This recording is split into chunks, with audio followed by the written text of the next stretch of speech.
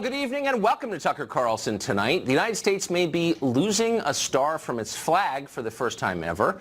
That's what activists in the state of California want. Ever since the election of President Trump, the campaign for CalExit, the secession of California to become an independent country, has been gaining steam while the rest of us have been talking about Russia. Well, now supporters for that plan believe they are close to breaking away. They're pushing for a 2018 ballot referendum that would declare California no longer an inseparable part of the United States and would order the governor to negotiate for greater autonomy up to and including national independence as a country. If campaigners can get 585,000 signatures by January 22nd of next year, the question will go on the ballot. Shankar Sinam is a Californian. He's campaigning for his state to become a separate nation, and he joins us tonight. Shankar, thanks for coming on. So, hello. I mean, this is one of those stories that we have sort of put into the amusing category, kind of a joke. I was in California this morning, and it dawned on me, this is real. This could happen thanks to the ballot initiative system in the state, and this would mean breaking up the United States of America. Do you fully comprehend the implications of this? Certainly. I don't think it's, you're making it sound as if California's moving 100,000 miles away. We're not. We're still here. We're still trading with each other, communicating with each other. Families are still going to see each other. It's not as if, we're moving millions of miles away. Well, you don't know that. I mean, Haiti and the Dominican Republic are next to each other. They're on the same island, and they're totally separate countries that are hostile to each other. I mean, just because they're contiguous doesn't mean that they're part of the same union anymore. You're breaking up the United States. That's your goal. They're hostile to each other. We're a nonviolent movement. California is nonviolent. You know our gun policy. I mean, it doesn't have to be hostile, Tucker. We're still here. I mean, but why would the rest of the states? Why would the rest of us Americans let California go without a war?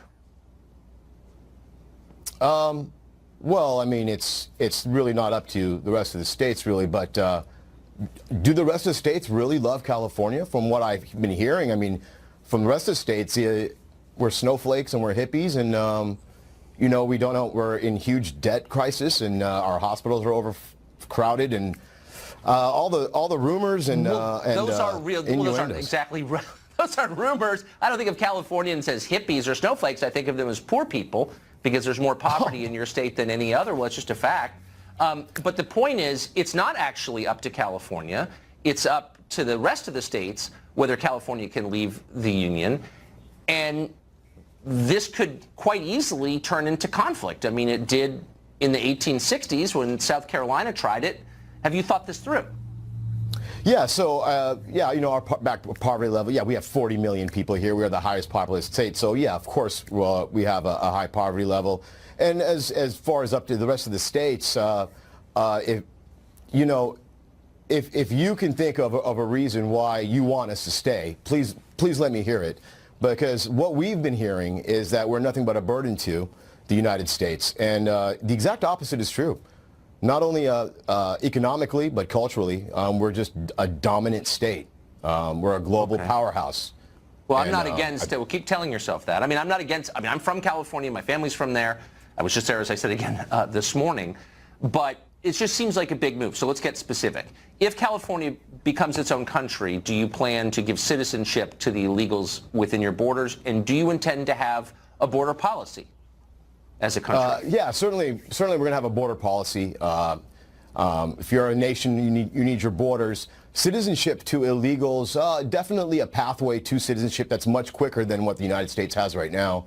Definitely, we want them, they're already working. We want them working without that stress. They're a key and integral part to California. We really need them to, they're the backbone of our economy, or the fifth largest economy, and they are really a big part of it. And so we want them to, be comfortable here and have a good path to citizenship. What about all the federal land in California, the military bases in California? Those don't belong to the state. Do you pay market value for those? So, yeah, the military bases we'd lease out just like Germany does and South Korea does. just pay a yearly fee to California. And as far as the federal land, it's wait, hold on. So I'm sorry to interrupt. So you would have foreign troops on your soil, Camp Pendleton. You'd have thousands of Marines from another country in the middle of your country. Why would you do that? Well, the United States does that to every other country on the planet. Well, and when we're invited in, or we beat them in the Second World War, yeah, we do that. But why would California do that? Well, you're in Japan and in Korea. You're here already. The United States military bases are here. Keep them here. If they want a slow withdrawal, they can slowly take their troops back. It's their bases back. But I have no problem with the United States. You're using the words they and you. It sounds like you already don't think that you're part of the United States. Well, this is California, Tucker. We're not the United States. Our values are different. We're fundamentally different in the way we act, we speak, and how we think about the world globally, whether it has to do with war, the climate, environment. We are just a different state. And I know you can understand it, you being from California, and I'm not sure how long you haven't been here yet, but we are going to do things that are going to be beneficial for our state, and we disregard what the United States thinks or even their laws. For example, our marijuana, sanctuary cities. If it's good for the state, we're going to do it, regardless of what the federal law is. So. I mean, I'm not exactly sure what to say. I think probably you're right in a lot of ways. California is its own country already because of its immigration policy. It's deeply depressing to me as someone who's from there, but I think you're telling the truth in a way, and I appreciate that. I wonder, though, my final question is, you've so mismanaged your little country or state or whatever we're calling it now, economically. There's been a massive exodus of middle-class Californians to neighboring states. Well, I mean, the numbers are there. I mean, you've lost hundreds of thousands of people making between $100,000 and $200,000 over the past 10 years, and they've enriched Idaho and Montana and even Wyoming and Washington State. Like, if it's such a well-run place, why is the middle class leaving? So, Tucker, you have to look at the bigger picture here. So, fifth largest economy in the world. Now, if you have to repeat that, say it again. We are the fifth largest economy in the world. Yeah, you want to call that mismanaged, fine. No, but I mean, it's basically the economy of Mexico. You've got a small number of rich people, the tech people, and you've got a ton of poor people, and the middle class is leaving. Like, that's a recipe for instability. You're aware of that, right? In regards to middle class leaving, that's actually a good thing. We need these spots opened up for the new wave of immigrants to come up. It's what we do. We're exporting our middle class to the United States. You guys should be thanking us for that. Not only that, when our middle class does move out to Texas and to Colorado, they're taking our values out to the United States and to Texas. So if you look at Texas, in fact, all the major cities that Californians are going to, they are turning blue. And soon enough, Texas will be a blue state. And Dude. all of the red states soon enough. I don't know if this blue. is like a... I've never met you. I've never heard of you. I don't know if this is like a parody segment. You're punking me, or you're really high and you're just telling the truth because high people do. But you just said you're happy to be exporting the middle class of your state. Now, I happen to think that your policymakers are happy that they're leaving, but the fact that you're admitting this on live TV, bottom line, are you being serious? Well, I'm only admitting the truth. There's a middle class of people that are leaving California, and they're going to Oregon and Colorado and Texas. Yes, there is. And you're happy about that? I don't know how. Well, I mean, if they want to move, there's nothing for me to stop them. I mean, I'm sure they'll find out how boring it is and they'll come back. I don't know, but if they choose to live out there, they can live out there. Right, yeah, okay.